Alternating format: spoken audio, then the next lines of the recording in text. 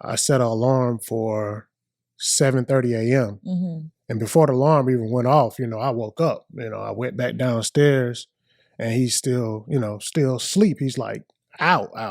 And I'm like, Chuck, wake up, wake up, wake up. And I was like, he wouldn't wake up at all.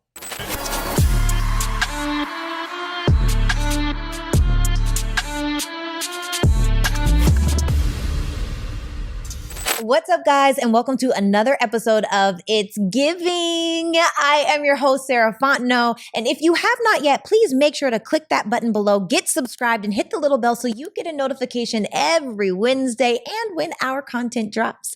Today, we are joined by a dear friend who I met through one of my dearest friends. He is an entrepreneur, has multiple businesses, and is all around just a really great guy. I feel like, what does he not do, to be completely honest? Can we please give it up for Brandon Jones? What's up? How you doing? How do you feel? I feel good. I can't complain. Welcome to the show. Thank you. You're my first person that's ever come on a show with sunglasses on. Yeah, I got to add a little flavor to it. A little razzle dazzle, let them know. Yeah, it's an honor to be here too. This is a wonderful show. I'm happy to be here. So. Thank you. We do our best. Yeah. We really do our best. I hope I don't cry today, because today is going to be a show. Yeah. Yes. Yeah. But before we jump into all of that, I have to ask you, if this chapter of your life were called It's Giving blank and you have to fill in the blank, what would it be called? And you have to say it's giving. It's giving abundance. Oh, yeah. I love that. Break that down.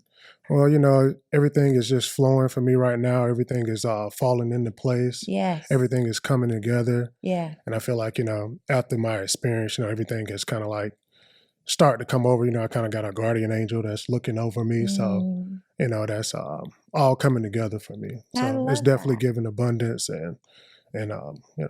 So what are you coming out of that now you're feeling abundant in? Well, coming out of a lot of different things. With being an entrepreneur and working for yourself, you go through a lot of different motions in life. Mm-hmm. So you have to be ready for every aspect of that. So abundance, life, falling into a little bit of wealth, a little bit of this and that. So razzle dazzle. Yeah. So it's a lot to deal with, and you have to have a steady head and be level-minded too. Yeah.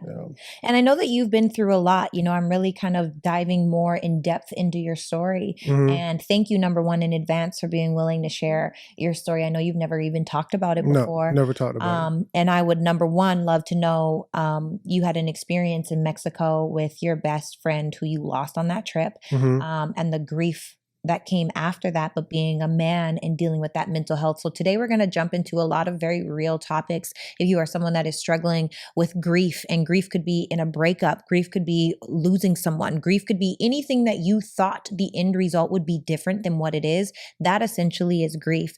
And the mental health and the mental awareness and the different things that you have to go about to overcome and get through and grow through certain things.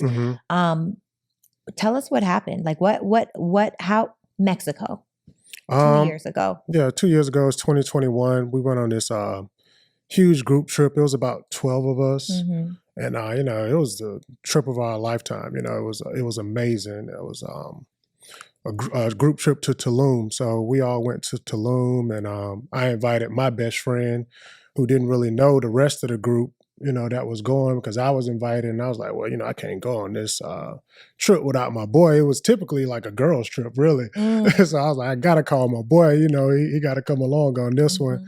And we all went over to Tulum. It was a wonderful trip. And we get down to, the last day, we're all hanging out. We went on like a boat trip, and, everything was it was a beautiful trip. He started having some complications like breathing. Well, he basically just kind of like, he passed out. And I thought it was from, just drinking. I thought we had, because we've been partying. We in Tulum. We went through bottle after bottle after bottle. So he kind of just passed out, and I got him, and then, this was in a restaurant, and I got him, and I was like, let me just go put him in the bed. You know what I'm saying? Let him go lay down and chill out. I was kind of embarrassed, but I'm like, this is my boy. I don't care, So we had this huge like apartment. We had the whole apartment to ourselves. So it was like 11 bedrooms in this hotel type apartment that thing. That is not an apartment. Yeah, okay? like that is a villa. Yeah, like a huge villa or something. Yeah. So his room was at the very top of the villa. And, you know, I'm carrying him in, and I'm like, there's no way I'm going to be able to get this boy to the 4th floor. You know what I'm saying? Like, why he gain so much weight? So I was just like, I went to the first bedroom, which was some other girl that was on the trip. And I just put him in her bed. And I was like, she's going to be pissed. You know, she don't even really know us like that. You know, she's going to be upset. But I got to do what I got to do. Like, this my boy, you know. So I threw him in her bed, and she came in. He was just like passed out. She came in. She was just flipping out. And I was like, look, you know, he's acting a little strange, but he's going to be okay. You know what I'm saying? Like, I gave her like $200-$300. Like, here's some, go to another room. You know what I'm saying? Because at this point, I'm kind of nervous. You know, I want to, like, you know, take him to the doctor or what have you, but I'm like, he'll flip out, you know. He's just drunk, you know. He'll come back. But in my spirit, you know, I kind of felt like something wasn't right. So I just sat down on the floor. You know, I sat down on the floor. He was on the bed asleep, and I was just, you know, there playing on my phone. I think I stayed there till about 2 a.m. And I was like, okay, well, I'm gonna go get in my bed. He's still asleep. You know, I'm trying to wake him up. He wouldn't wake up. And I set an alarm for 7:30 a.m. And before the alarm even went off, you know, I woke up. You know, I went back downstairs, and he's still, you know, still asleep. He's like out. And, you know, I'm like, you know, like, Chuck, wake up. And I was like, he wouldn't wake up at all. He's just, you know, out. And I was like, okay, well, I'm going to give him 30 more minutes, and I'm going to call 911, get the ambulance out here and all of that stuff, and, you know, get him, you know, moved to the hospital or whatever, because he may have alcohol poisoning or something. You know, I don't know what's going on. And so before that 30-minute period even passed, I'm kind of like sitting out in the lobby, and, you know, I kind of felt something, you know, pulling at my spirit, and I just felt like something was calling my name. And, you know, I'm just sitting there, and I got up, and I went back in the room, and I saw he was kind of like, you know, gasping for air. And, you know, I completely went into, you know, panic mode. One of the girls that was on the trip, she was a pharmacist. So, you know, I knew she knew CPR. So at that point, he had kind of stopped breathing, and I went and I grabbed her quickly. I was like, I need you right now, you know, come here and do CPR, you know what I'm saying? She was like, what's going on? You know, she came in, she immediately started doing CPR. I run back out to the guy who's running the lobby or sitting out in, you know, and I was like, hey, you know, we need an ambulance, call 911, we need an ambulance right now. And he looked at me and he said, we don't have ambulances here. Wait, there, what? Yeah, my heart dropped. And I'm like, what? You know, like, you know, we don't think about that type of stuff when we go on a trip. You know what I'm saying? We're not, we planning a excursion, we planning this, we planning that. We don't do an emergency plan. Yeah. So no, they didn't have ambulances. Have you created emergency plans now when you go on trips? I haven't been back out of the country since. I just got my passport renewed, so I'm just now starting to like, you know, like I am going to. Did you not because of that experience? Because of that experience, I haven't been out of the country. Wow. So when you go on trips moving forward, is it important to you? Do you feel like that's one thing that is stuck where it's like, I need an emergency plan? Like, I need to know. For everybody, you know, we see these nice places, these secluded places and here and there, but we don't think, okay, well, what if something happens? You know, how are we going to get to the hospital? How are we going to get to the doctor? You know, what's going to happen? Where is it? Yeah. You know, how far away is it? How far away is it? And when he told me that, you know, my heart dropped. I was just stuck, you know, and I was like, okay, Brandon, put it together, you know. And I was like, okay, get me a cab, you know, grabbed a cab real quick, and we carried him out to the cab. And I was like, you know, take me to the hospital, which was at least 8 minutes away. You know, at this point, like he's in the cab, he had stopped breathing. And you know, I'm just sitting there, and I'm in the back of the cab, I'm holding him, and I'm like, you know, this is my boy, you know, we done been through way worse stuff. We done been through a lot. You know what I'm saying? We done been through different things. He gonna be okay. And I'm just holding him and I'm praying. Because one thing about it, we were raised in the church, you know, so we have faith. And I was like, God gonna bring us out of this. You know, we gonna laugh about this later on. I'm gonna kick his, you know, like, you know, he gonna be in trouble about this one. So, you know, praying all the way to the hospital, and we pull up and I run in. I was like, we need a doctor. We need a doctor. I'm yelling, you know, and it's a language barrier too. Yeah. So the nurse comes out, the doctor comes out, everybody's just like, you know, on their own time, just moving on, you know, just looking, you know, I'm like, yo, like resuscitate him. The doctor looked me dead in the face. He said, we keep people alive. You know, we don't bring people back from the dead. And I'm like, no, you need to resuscitate him now. Like, I've completely flipped out in the parking lot of this hospital. And, you know, after me yelling and screaming, you know, I'm like, I don't care what it take, what it costs, like resuscitate him right now. Like, he was like, well, how long has he been out? And I was like, maybe like 5 minutes or so, you know what I'm saying? But it had really been like maybe 10. And, you know, they took him in, and it was like, okay, well, you know, we're going to try. And, you know, they was, you know, pumping all this stuff into him, you know, pumping his chest and all this stuff. And at this time, it's during COVID, so everybody has to be outside of the hospital. Can't nobody really be in there unless you're, you know, being worked on. And we're standing outside, and by that time, other people from the group, they're showing up at the hospital. They're getting there. And I'm just, you know, waiting, and I'm still praying too, you know. And I felt like, you know, everything was going to be okay, because everything always worked out for us. You know, we went through a lot of stuff. Everything always worked out, you know. And the doctor came out, he grabbed me, he said, come here. And, you know, I'm thinking he's finna show me, like, he's about to say he's in stable condition, or, you know. And he's like, you know, I just want you to see that we're doing everything that we can to resuscitate him, but we're only going to keep pumping his chest for a few more minutes, and then we're going to stop. And I'm sitting there looking, and I never get that image out of my head. It's just, you know, him on that bed and that machine just, you know, just pumping his chest, and it was a lot. And I was like, you know, he's gonna come back. This Chuck, like this, he done been through way worse stuff, you know. So, and I walked back outside, and he come back and grabbed me. He was like, we're gonna stop. He's gone. And everything got quiet. Everything became still. And you know, I'm seeing them pull this sheet over my best friend's head. And I just didn't know, you know, what to do. I didn't know what to think. I didn't know how to process that. After that, you know, I'm like, you know, I gotta call this man's mother.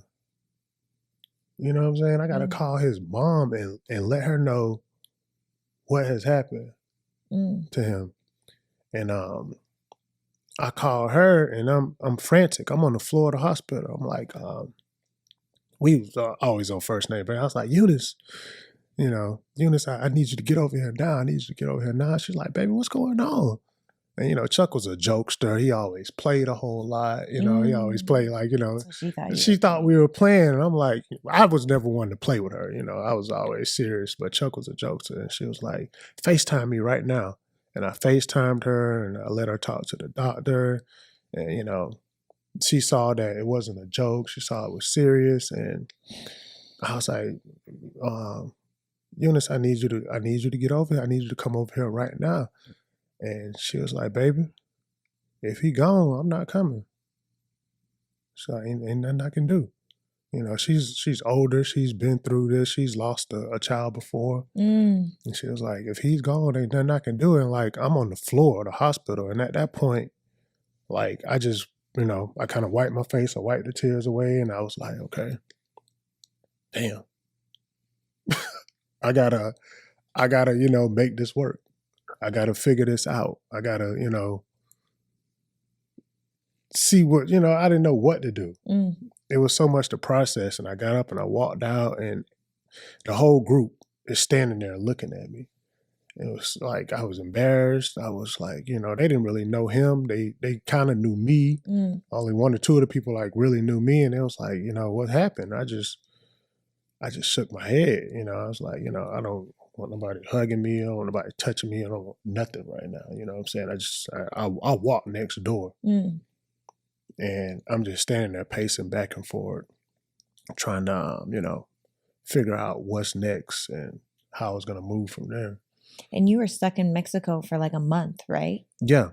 Yeah, I was stuck over there for quite some time because when they did everything, they was like, well, he just had a respiratory problem and he stopped breathing. So they stamped COVID on him. It was like, it's COVID.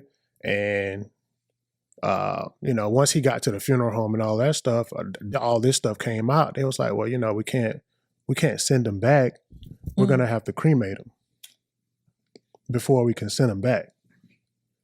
And that's another shocker for me. I'm just like, what? Yeah. I'm not finna take this man back to his mother. In an urn. Yeah, and cremated. I'm like, ain't no way. I'm already had to present this to her. Right. I already had to tell her this. I'm, his father and all this stuff. I already had to tell these people this stuff. And you telling me they're never going to see him again? Mm-mm. And, I went, like, my mind was gone. I'm over here in another country. Most of the people they left the next day. It was 2 people that stayed behind. And, I'll be forever grateful for those 2. T and her sister, they stayed behind and they were with me the whole time. And at some point they had to leave too. I was like, y'all just go ahead, go back. I got to figure this out. So, everybody back on his end, they're calling the embassy, they're calling this person, they're calling that person. Mind you, that was the end of the trip. So, you have to take a COVID test before you come back to the States. We had just took COVID tests. He passed. I passed. Everybody passed. So these people telling me, yeah, we're going to cremate this man and, send him back. I was like, that ain't happening. So I'm over there. We're trying to figure it out. They doing everything they can on their end, but like, that's my homeboy. We ride or die, for real.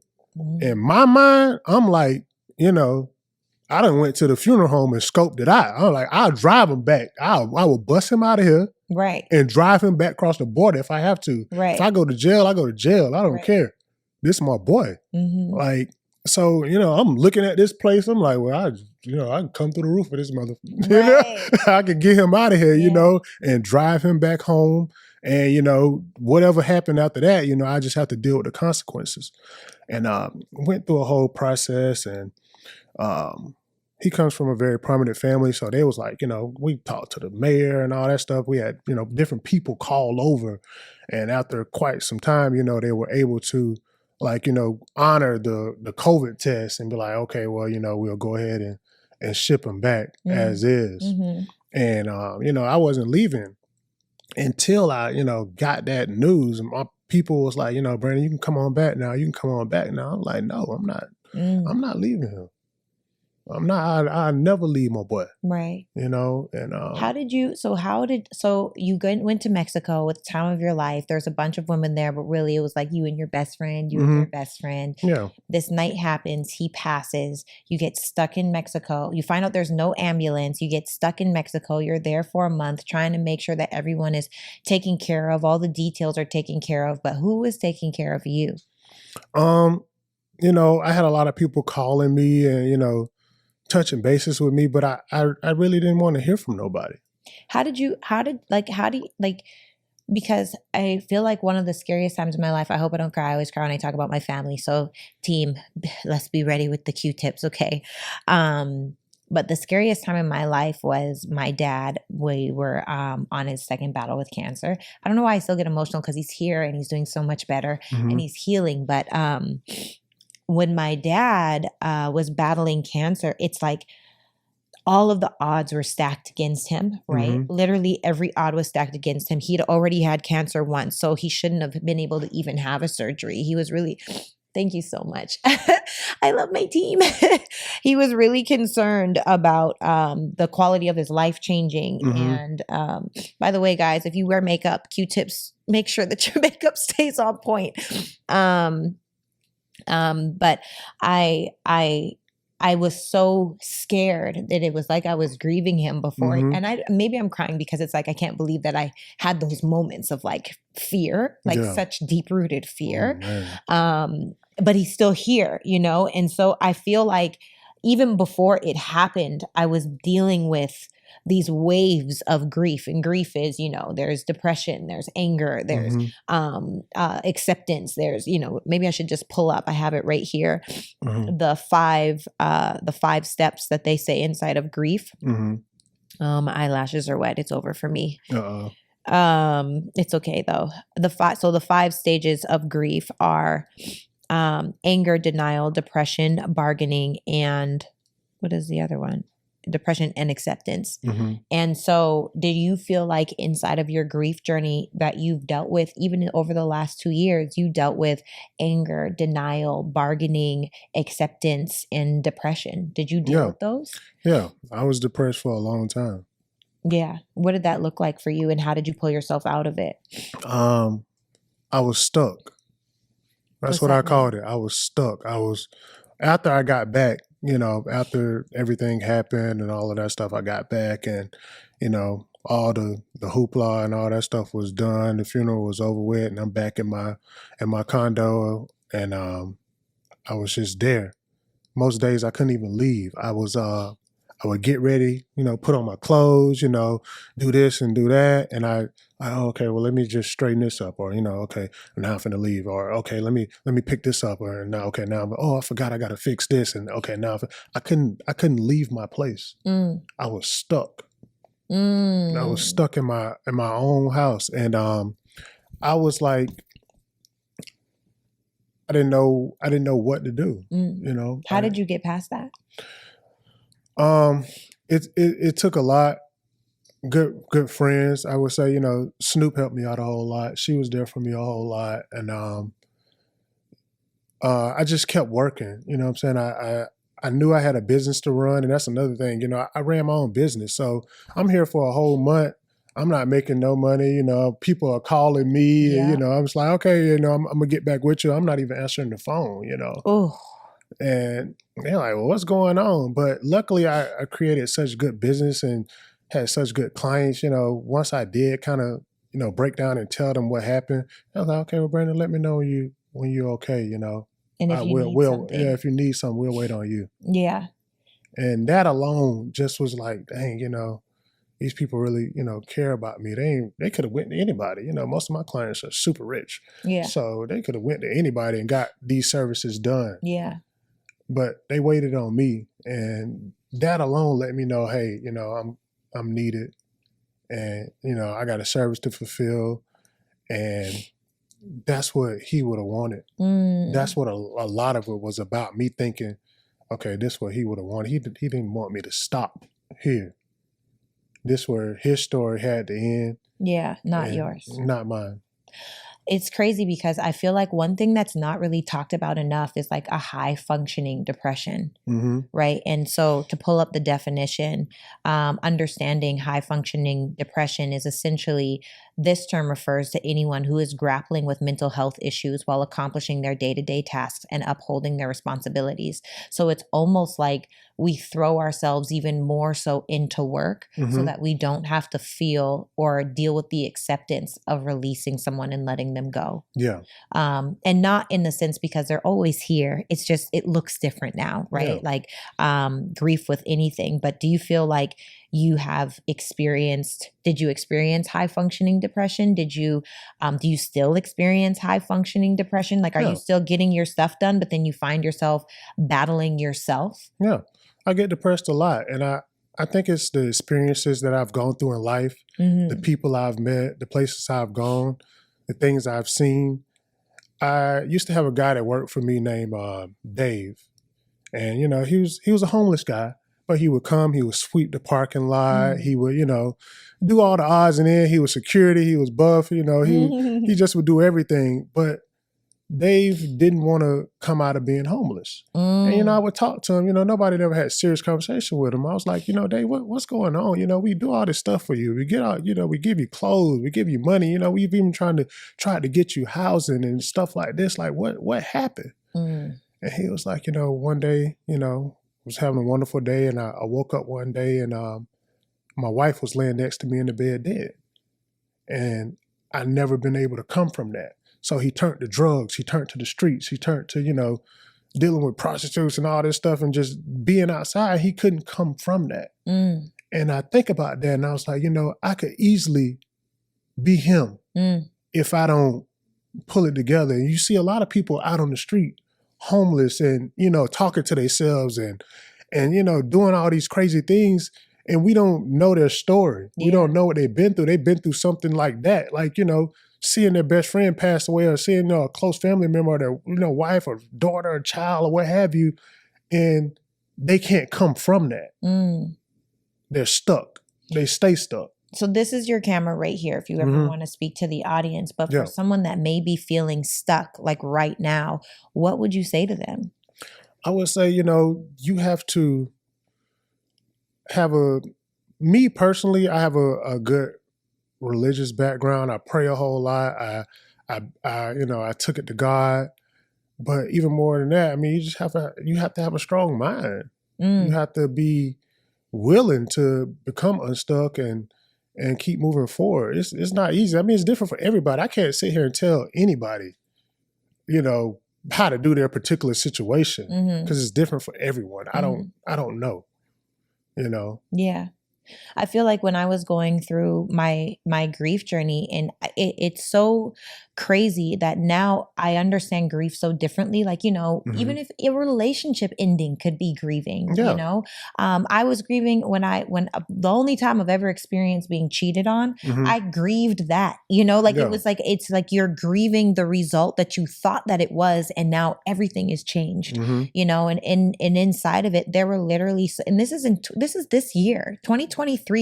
I was just telling my mom, we were just talking, if you're watching this, I was like, yo, 2023 kicked my everything. Yeah. It beat me down. When I tell you this has been the most challenging year of my entire life. And it's crazy because I'm not going to say, I don't think that I've been depressed, but also I wasn't myself. And I found myself saying to my friends and my family, like, I just want to get back to me. Like, I feel like my light is gone. I feel like I'm heavy, even to the sense of like having conversations with people where like, I don't even want to have the same levels of accountability that I'm used to because I can't show up in that capacity.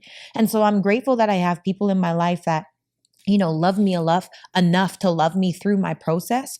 But I also just felt like when I was going through the hardest time of this year, I was literally crying myself to sleep at night. And then I was shaming myself for crying myself to sleep at night because I was like, why are you thinking negative? And then I'm literally outside of myself, watching myself like argue back and forth with myself, being like, you got to get it together. And then also like, but what happens if my dad doesn't walk me down the aisle? And I had all of these, everything was true at once. It was true that my whole life had shifted. It was true that I'm stressed and I'm tired and I can't sleep and I wasn't eating and I was very slim. Like I got down to 127 pounds. I don't know why I'm so emotional. I'm just an emotional person, but I was 100, like I'm already slim. Okay. I'm 100, by the way, I'm 137.6 pounds now. But I lost 10 pounds, and I don't have 10 pounds to lose. So I feel like inside of this year for me, when I was really going through it, and I always say, like, I know there's a glimmer of hope at the end of the tunnel. I literally, there were times where I do this thing called morning vision, right? And I've always done this with a couple of my girlfriends. Whenever we're together, we always do it. And it's where in the morning, we drink tea and we journal about, I'm so blessed, happy, and grateful now that, and we speak the future as if it's now. Yeah. And then after we're done writing it, we'll do these 5-minute rounds of speaking. Like I'm explaining to you like, oh, like I'm telling you a story from last night, but it's in the future. But our subconscious doesn't know the difference between now, past, or our present, future, right? Yeah, in the present. So our subconscious doesn't know the difference. So if we practice feeling on that level now, if we practice feeling the success now, if we practice feeling the love now, if we practice being in the essence now, then it will perpetuate itself. But most people are more focused on the lack. And so I'm very intentional about choosing to feel good. I'm very intentional about choosing to find gratitude. And what I found was, one of my girlfriends, Lee, I love you. She was over in Atlanta. She was visiting me and we were doing morning vision. And after I journaled, and it was hard to journal, which is not normal for me. It was hard for me to journal. And when we were doing our 5-minute rounds, I said, I can't do it. I feel like there is something inside of my chest where nothing can go in. Whatever I'm saying, it's not real right now. Yeah. It actually feels really fake right now. And I don't want to be inauthentic to myself. Yeah. And so before I could put anything in, I had to get things out. And one of the most powerful things that Lee had said to me in that moment was, Sarah, what is light? And not in color, but in weight.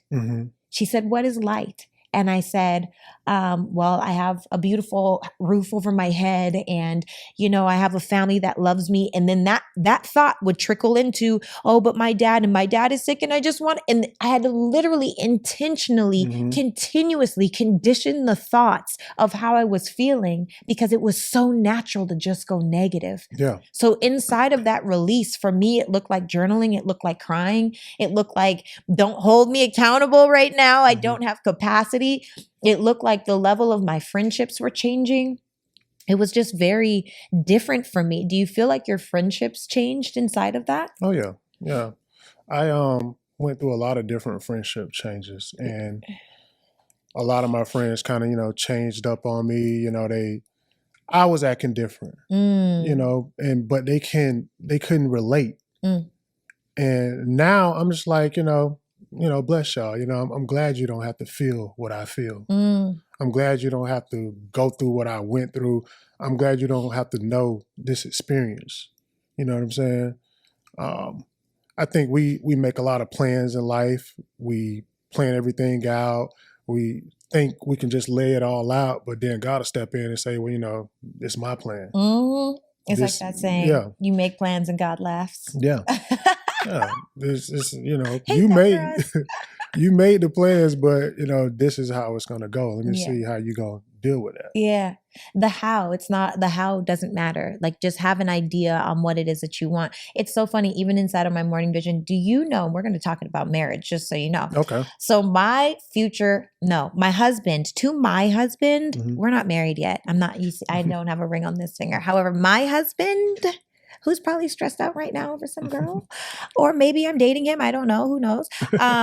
Currently, I don't know. But I say that to say my husband inside of my morning visions doesn't have a face. And I always found that when I was in a relationship, because I've only ever been in serious relationships, that I would naturally want to plug the face of the person I was with into my morning vision, like what I was visualizing. Yeah. And then I was like, nope, absolutely not. I'm not going to tell God, what if this man is not my husband? And now I'm messing with God's plan of what's really for me, what's great for me, what's in alignment with me, because I want to put this face into the vision. No. So one of the things is I let go of what I think it's supposed to be, and I focus on the feeling that's created from it. Yeah. So all I know is that inside of my marriage, I will have love, respect, safety, security, emotional regulation, emotional intelligence, openness, and honesty. That's what I know. And I know that we're going to have these, I've seen it. So like, I'm just speaking because I've done this so much. I literally could write a movie about my future that is right now.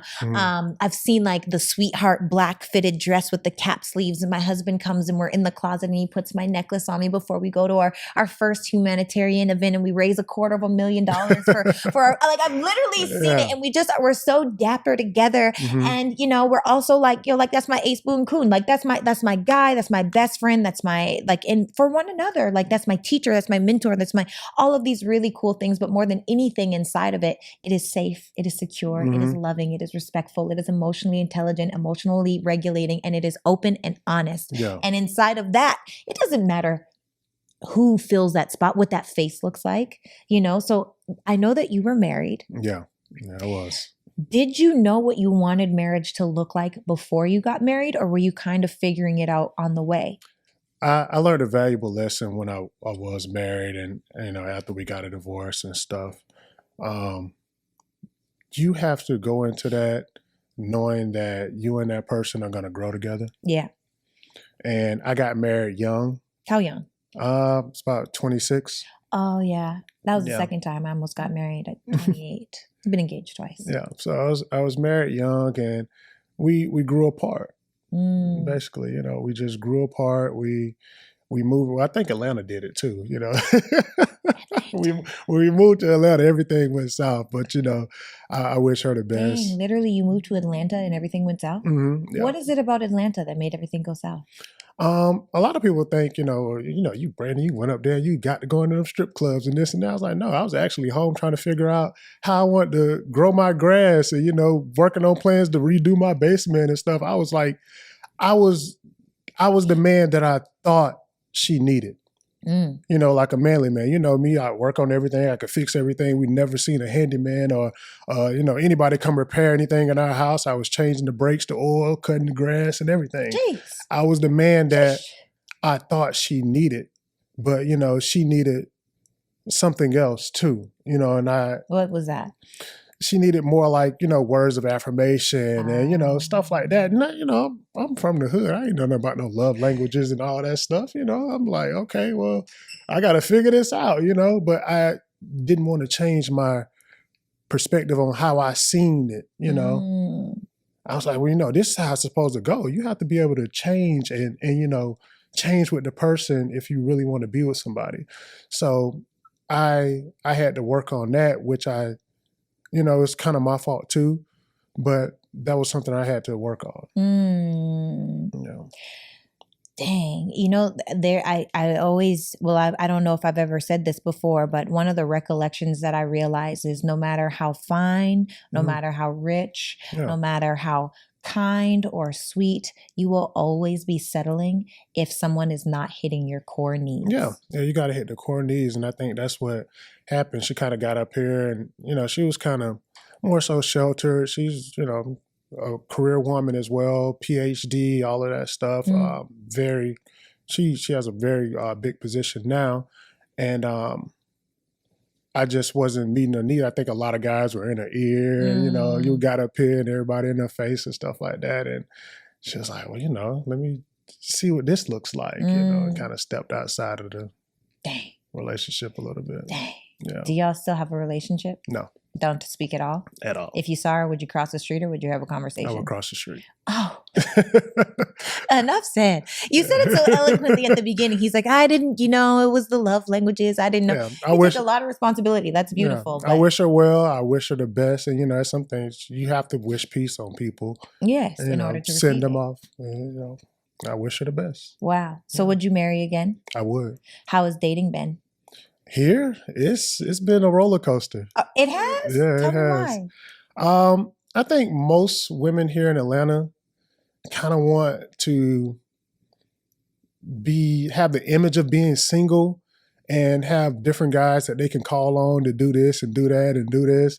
And, you know, don't ever have to be like in one relationship with one.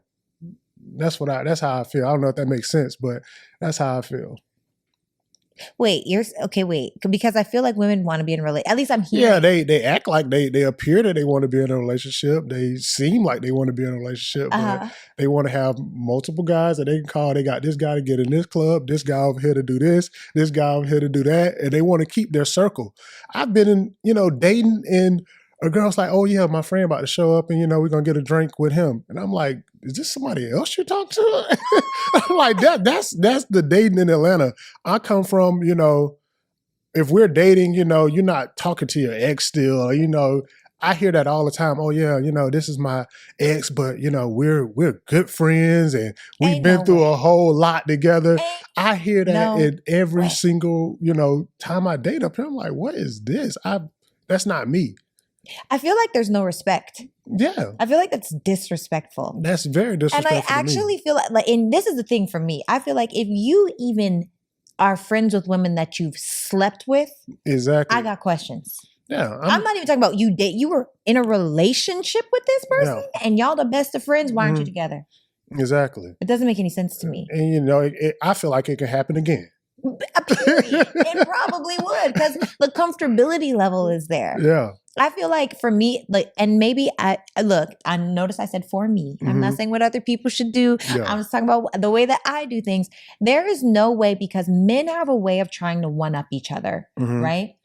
So if you're the new man and she still has her ex-man knows what she looks like completely unclothed. And now you're giving this man the opportunity to even almost give you the idea like, yeah, I could still get it if I wanted it. Yeah. And I just feel like, why would you even put your man into, what's the word? Why would you jeopardize that man and that relationship over somebody you clearly don't want to be with? Yeah. So, I mean, dating up here it's been hard. Wow. I've met some really good people and I thought that it would go, but I'm just like, I can't deal with all that extra stuff, and I'm not, I don't have any kids. Ladies, he doesn't have any kids. Let's do a color card. This is Brandon, okay? Brandon is a very successful serial entrepreneur, multiple businesses, super connected to everybody, and he's handy. We just heard him say oil changes and tire changes, cutting the grass. He's a handyman, okay? Yeah. You got a handyman in the house. Brandon, what kind of woman are you looking for? I'm looking for a woman that can be a woman. What's that mean? What does that mean? Who can be there for me? Cooking clean. I cook. I clean. I'm not asking for nobody to do that, but I want you to help me out with it. You know what I'm saying? I don't want to just come in and have to. And that's what another thing I fell into. She gonna be mad if she does hear this. I was doing all the cooking, the cleaning, and everything in my house, and I'm just like, okay, because I thought I was helping her out. Okay, here's a question. So for the ladies that are listening, do you want a partnership in the sense of a 50-50 household, or do you want to take care of all of the bills? So now you're getting into that touchy. We gonna touch. Let's touch the. We push. And I'm gonna touch it too. This is how I feel about that. Yeah. In a society where my grandfather grew up, or it was set up like that, you could do that. You could take care of the whole house. On a one paycheck type thing. It's not really set up like that. If somebody have an average income now to live a lifestyle like you want to live for just one income, realistically. Okay. For the majority of people. For the majority of people. And that's a lot more people than there are wealthy people. You know what I'm saying? So I think we have to got to change the aspect of it a little bit and let people know it's okay to do 50-50. It's not always going to be 50-50 in a relationship. Sometimes it's going to be 70-30. Sometimes it's going to be 60-40. The other person has to fill in, back and forth.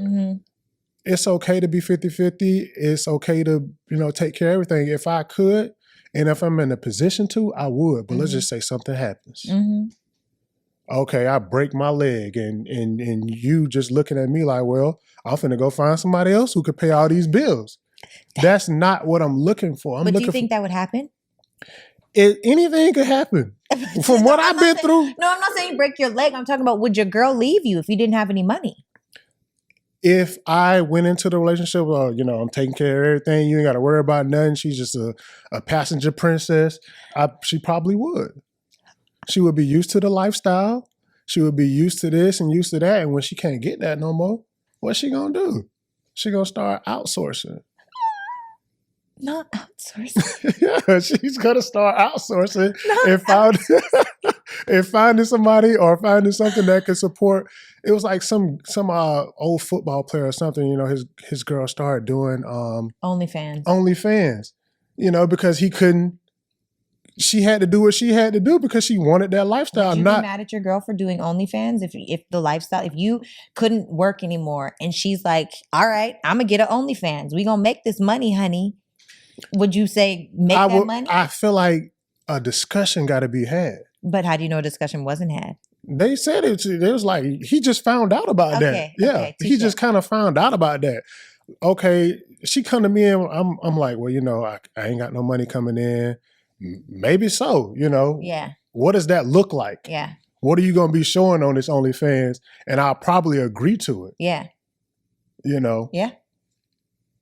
If it's making money for the both of us, you got to do it. If that's all you got, if that's all you got is an image, but that's not, when you say, what am I looking for in a woman? I'm looking for a woman that, has more than just her body to offer or to show off. For in the sure. case, if we did have to do something like that. Does she have to be like, are you one of like, so you want a woman that's well-rounded. So you want a career woman, it sounds like. But when you say that acts like a woman, what does that mean? Somebody who doesn't want to take the role of the man, not bossy or, well, I understand you're bossy, so not like I'm super bossy. I understand you're bossy. But I'm not, I am, but I'm also not. I have like this, I fit in where I get in where I fit in. Do you know a what woman I mean? that can be, kind of submissive.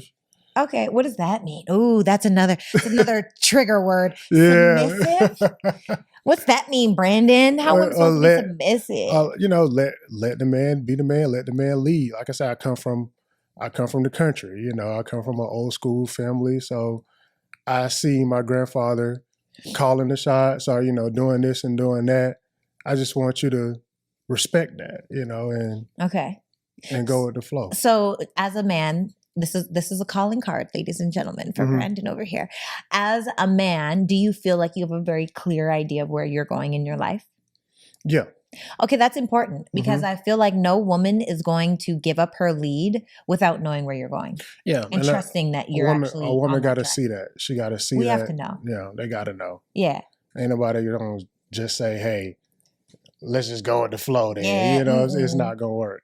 F it, mask off. Like, no. Keep it on. That's what true love is. No, though. I disagree. Yeah, that's True what love is. What, delusion? Love at first sight? No. I actually watched that show, Married at First Sight. I mean, a lot of these couples are put together based off of compatibilities on paper. That most times it doesn't really work out. Then I watched Love is Blind. Have you ever seen that series? A little bit. I rarely watch TV. Oh, okay. Well, Love is Blind is where people go into pods and without seeing each other, they have conversations with a bunch of people. Now, in order for them to continue on in the show, they have to get engaged. And then at the very end, they decide whether they're going to be married or not. So the first time they see each other is after they propose to one another, after speaking to each other in a pod for a week. But they can't see each other. But they build the emotional connection. So it doesn't matter what you look like, what you do, it's all about the emotional connection. I think the next person that I really talk to, and if I, consider being married to them, we're going to know, like, hey, this is it. We got to make it work. Would you do at first sight? No. So you're just joking. Yeah, I was just joking about that. But I do want to be with somebody that knows, hey, it's not always going to be, But doesn't everyone know that? How do people know that? They don't know that because they go through the honeymoon phase. They hit the first bump. They put everybody in their relationship. You got social media now and this and that. I don't want none of that. Let's keep our business in the house. Let's keep our business between us. Let's not involve our parents in it. Oh. We're adults. Oh, let's work this out between us. Damn. I definitely talked to my mama. You know what I'm saying? That can, because what's going to happen is you're going to tell your mama, oh, he did this and did that and did that. Then your mama going to create an image of this guy and she's going to have resentment. No. You know what I do? What I say? I say to my mom, am I crazy? And then I say XYZ, whatever. Like, am I the drama? That's how it always starts. Am I the drama? But your mama gonna take your side regardless. My mom never take. I feel like Mom, you don't never take my side. No, actually, that's not true. My mom is just unbiased. She takes no sides. She'll ask a lot of questions and that lets me formulate my response. Okay. And my parents have also learned one thing about me. Major shout out to you, Mom and Dad. They've always said, I've always been a rebel. Like my whole life, my entire life. Even as a kid, I never really liked authority. I'm going to do what makes sense to me. I think I'm the same way. Yeah. So my mom was always like, we had to be very delicate with you because my dad would joke and say, can we just kill her? Can we just throw her off a cliff? Like, who would find out if we just got rid of her, right? And of course he was joking. But my parents would talk about how challenging I was as a child because my mom said there's a fine line between discipline and breaking a child's spirit. And they said, we've always known that spirit was so important for you to have leadership skills, for you to have critical thinking skills, for you to step into who it is that you are and not who others wanted you to be. So they really kind of fostered that rebellious spirit inside of me. And so now my parents, they know don't really try to tell me what to do, because I'll end up, my mom will be like, she's just going to do the opposite. So even my dad, when I'm like, Dad, what do you think? My dad has no tact, no filter, straight. You've heard my dad talk before. He's just straight, no chaser, so he'll be like, this person, this, that, and the other. My mom would be like, babe, don't say that, because then she's just going to do the opposite. Yeah, she's going to do the opposite. So it's literally like just us doing the opposite, or me doing the opposite. So I say that to say, my mother asks questions. So she'll say, let's say that I'm really disappointed because I don't understand. Because for me, I need understanding. Why did this happen? Like, how could this happen? I need to understand the logic. And if I can understand it, then I can make it make sense. And if it makes sense, it's like, okay, everyone makes mistakes. But if I don't understand, please help me get understanding. Am I crazy? Am I the drama? That's where it is. I mean, you can talk to your mom about certain situations, but pretty much everything. If this is your best friend, that's my best friend. No, I'm saying your partner. If that's your best friend, that's who you need to be talking to about it. Yeah, but it's a different kind of talk, because I feel like we as women are emotional creatures, and if I don't get the feeling off of the conversation before I come with the conversation, you're gonna get a conversation full of feelings. So I give the feelings to my mother or my sister, and I ask them, and then they talk me into normal conversation. So when I do go talk to my man, it's just a conversation. I learned something in the counseling, a couple of counseling. We have to step away from it and set up a time to talk about it. Yes. So important. Like, okay, well, this happened. Let's talk about it this date, this time. And I would light a candle. And once we came to a resolution, we would blow the candle out and, go to bed. I love that. So that was something that I used to try to do. Sometimes that candle would be melting away. Melting all over the floor. Join crack. This candle go.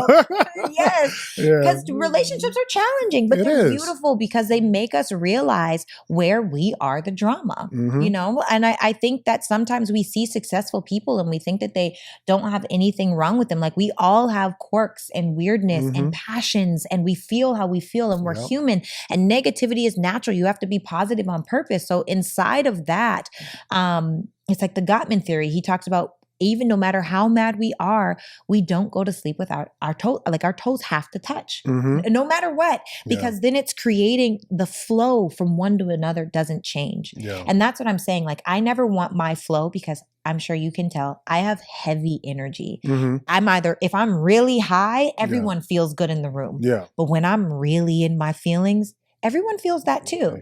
So it's important for me to take off that that passionately disappointed, or that passionately upset, or that I have to do that first. That's why I always say good girlfriends are so important to have, because sometimes I need to get talked off the ledge. Yeah, Sarah, you are tripping. You are the drama. And then it's like, oh, okay. I was just hungry. I just need a nap. That's how most arguments start. Somebody being hungry. I'm just hungry. And so inside of that, I really and strongly feel as though it's important for us to have, as women, because we're emotional, not logical. Y'all have all the logic. Like, this makes, for us, we feel everything, He didn't say, I love you when you left the house and gave me a kiss. Do you love someone else? Like, it's just a story that's created inside of our brain. Yeah. And now that becomes it snowballs into something different. And by the way, ladies, if this has never happened to you, I'm curious. Like, I feel like I work on myself so hard. And even still, I have these moments that come up where it's like, but does he love me? Not does he, I'm being dramatic. Yeah. Not does he love me, but like, are we good? Because maybe the way that he said something was different, and then it makes sense when you talk to my mother and she's like, okay, he has this going on, this going on, this going on, this going on. And it's like, oh, I'm the drama. Chill out. And then I don't even have to say anything to him because he's in a season of that. And I'm tripping because of the season, not because of him. Does that make sense? It does. And I think as couples, in the morning, we kind of, I call it armor up. We put on this armor. Come on, armor. To, go out into the world and face the stuff that's going on in the world. And when we get home after a full day, we don't take that armor off. So it's just like two people together in the bed with armor on. And we just battling each other. We got to let it go. We got to let that stuff go and, move forward. Yes. And that's how I kind of see, that relationship aspect of it. We have to learn how to take that armor off and keep going. It's so important. Yeah. And I honestly feel like that's a big part of feeling safe and secure in a relationship. You only stay armored up if you're with someone that you don't trust. Yeah. If I don't trust you, it's like, you never know what'll happen. But if I really feel safe in your energy, safe in your presence, safe in your essence, then there's never going to be a time where I feel like, I need to armor up, because it's not me against you, it's us against everything else. Yeah, that's against the world. So it's a different level of intimacy. It's a different level of trust, of communication, of being inside of a relationship. And I feel like that's why most relationships fail, because people, especially women, you talk to relationship gurus, and a lot of women are like, he needs to be 6'5", tall, dark, and handsome. Like, okay, but what is his character? And men are like, she needs to be body like a goddess, whatever. Okay, but what is her character like? And if those things don't match, it's the beginning of the end. Yeah, and what does love look like for both of y'all too? Yes, because it means something different. Yeah, me on the other hand, I love unconditionally. Like, it wasn't no question. I would have gave my life any day of the week for my wife. That's how much I loved her. But when I found out she kind of didn't feel the same, she was like, ain't nothing gonna happen where I got to give you my kidney. I was like, but I would give you mine. You know what I'm saying? I'd give you my brain if I had to. Like, I would, I would do that. But that's my definition of love. If I love somebody, I love them for real. I have to ask you this question, because I hear a lot of women have been told, and I want to know what you think about this, but a lot of women have been told, choose the man that loves you more than you love them. Have you ever heard that? Never heard that. What do you think about that? I mean, in my case, I do. I always do. Choose you love them more than they love you? It's not equal? I feel like it's not. In some cases, and I think that's where the conflict comes in, because I'm looking for somebody to love me just as much. I want to be loved too. Although, I'm a man and this and that, I want to be, I'm my only child too. I want to be babied a little bit too. You know what I'm saying? Like, baby, it's okay. Every man needs to be needed. You know what I'm saying? That's what'll make me feel good. Yeah. Okay, so we're going to shift gears a little bit here. We have a fun part of the show where we do it's giving versus it's giving. So it's giving something positive versus something negative based on a question that I ask you. So, where did it go? Okay, you're in a relationship with a girl, and she kisses everyone that she knows fairly well on the mouth. Like, those people that like kiss on the lips, like, oh, hi, girls, guys, everyone. Yeah. It's giving, I could never be with you, because first of all, are we spreading germs? Like, and also cold sores are real. Or it's giving, wow, my girl is just so affectionate. It's giving, I'm not dealing with that. I'm not. No. Like, girl, you're not about to be kissing everybody on the mouth. Are you crazy? On the mouth. Not like a tongue kiss, but just like. Almost kissing, like, how some people go for the cheek. No, they kiss on the lips. No. Immediately, no. Immediately, no? Why? That's crazy. Like, I'm a man too, so we do a lot of different stuff. You want me, I'm not going to be kissing nobody on the mouth and all that stuff. I'm looking at you kissing this person on the mouth, like, we just did some wild stuff last night. Nah, okay. Why'd you kissing him on the mouth? Like, that's kind of weird. Probably not a great life choice. Yeah. Okay. So next question. Would you rather, not would you rather. Okay. So let's say you're in a relationship and you find out that your girl, because you've recently moved in together, does not shower every day. And when she showers, she does not wash her legs, like this part of her body. Because why? She's like, my legs don't stink. My legs are cool. It's giving, first of all, how did this even happen that I didn't know, but it's over? Or it's giving, oh, baby, you gotta wash your legs. I know you think you're clean, but let's try this a different way. Yeah, it's definitely giving, baby. You gotta, take a full bath and wash yourself. And what if she says no? I'll be like, okay, well, I'm gonna go to what's that? Lush. I'm gonna get some bath bombs. Like, okay, what? She still says no. Yeah, it's a conversation to be had, and after that, it's probably gonna irk me. It's gonna irk. Yeah, it's probably gonna be like it's gonna be over. Yeah, dang. Because man, I want to kiss you from head to toe, baby. Like I'm not gonna. I need a shower, babe. Okay? You gotta be clean, honey. Ooh. Okay. Yeah. All right. Final It's Giving question. You ready? I'm ready. You're in a relationship and your girl loves you so much, and it is your first time that she's ever going to cook for you. And the food is so salty, just all bad. But every time, soon after you find out, the girl just can't cook, but she keeps on trying. It's giving. I'm going to fake enjoy these meals every time because she put her heart into it. Or it's giving, you ain't got to cook no more. This is not it for me. This can't be it. I wouldn't say she doesn't have to cook anymore. She can get better. Anybody can get better at anything. We're gonna have to work on that. I'm definitely gonna talk to her about it. I come from the country. We eat. If you can't make them collard, and that's another thing too. Like I want the country meal, so I'm gonna have to send you to my mama's house to learn how to make them collard greens and mac and cheese and oxtails and all that stuff too. Oxtails. Oh yeah. You don't like oxtails? I don't eat meat. Oh, okay. Yeah, I forgot. Yeah. I But don't eat fish. Yeah, then still you gotta learn how to cook that for me. Damn. And I'm not saying I'm not gonna step up and I cook too. I love to cook. But no, I'm not gonna deal with that. You know what I'm great at making? What? Currently for myself? What's that? Smoothies. I think I make a pretty mean smoothie too. I make a great smoothie. You know what else? I love oatmeal. I'm on a weight gain journey right now. And I've been cooking up oatmeal.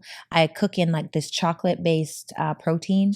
And then I add like peanut butter and brown sugar and some fruit on the top. It is so delightful. Yeah, peanut butter mashed that protein tastes a whole lot. So yeah. It's delightful. It's like, it tastes like a dessert. Like, is this an oatmeal cookie that I'm eating right now? Thank you. I love it. Okay. Final question of today. Wow, you've given so many gems. We've had so many good conversations today. My final question is, on this show, we believe that readers are leaders. And I am an avid reader. And we believe in evolution and growth. What book has changed your life and why? It's a couple different ones. I would say Think and Grow Rich. That's an obvious one. Napoleon, a lot of people read that one. I'm more of an Audible person, so I like to. We love Audible. I like. We want a sponsorship with Audible. Audible, we are available to you. Yeah, I love to listen to my books. I do a lot of different like educational stuff. Like which one? Just choose one. I would really have to look at my I mean, if you want to roll with Think and Grow Rich, that's a great book. Yeah. I would roll with that one. But it's another one that I've been reading. Hold on. We pulling out the list. Yeah, we pull out the list. And that's such a valid thing, because for me, I feel like if someone was like, give me a book recommendation, I'm like, okay, relationships? Are we talking about spirituality? Are we talking about business growth? Or what are we talking about? Oh, okay, so here's another one. 48 Laws of Hustling. Of hustling. 48 Laws of Hustling. It's a guy who wrote this book. He was locked up for a very long time, but he kind of like puts it in perspective for street people and business people, and adds the Bible to it too. So I think that's a really good book. Wow. I thought you were going to say the 48 Laws of Power. No. But 48 Laws of Hustling. I'm checking that out. Yeah. It's for like, guys like me, It could be like girls like me. Yeah, you can check it out too. He tried to play me. I felt played in that moment. Yeah, I don't know if you'll be interested in it, but you don't real hustlers and real. Oh, I'm not a real hustler? Yeah, you're a real hustler, but out the street, out the mud type hustler. I am out the mud. Yeah, you out the I'm mud. not out the street. Yeah. I'm from Canada. I'm very clear that I'm So it teaches street hustlers how to kind of come from that. And go into business. And do something more legit. Well, the thing about it is hustlers really have the best work skills. They understand how to navigate a team. They understand how to sell a product. They understand the hottest spaces or locations. I almost said corners. They understand a lot of different things inside of the hustle because it's a business. It's just turning it legit is a completely different ballgame. And I've been in business for a very long time. So a lot of my clients back in the day, they weren't legit clients, but they were very wealthy. And they didn't know how to turn that. You can't do that forever. You can't sell drugs forever. You have to be able to come from that if you're going to stay out of prison. Right. And do something legit. So that's what that book kind of talks about. 48 Laws of Hustling. I love that. Oh my goodness, Brandon, thank you so much for blessing this show today. Thank you for having me. Yes. We talked about relationships. We talked about overcoming grief. We talked about choosing the right person. We talked about what books to read. This episode is filled with gems. Let us know what you think it's giving in the comments. Also, if you have not yet, make sure to hit that subscribe button and get subscribed. Hit the bell so you get a notification with each piece of content that is dropped almost daily. A new episode coming to you every single week. Thank you guys so much for joining this week. If no one has told you today, you are freaking phenomenal. Bomb.com. Nothing can stop you but you. But you got to do something about it. Love you guys. Mwah. Peace. Bye. Live like Chuck. Hey.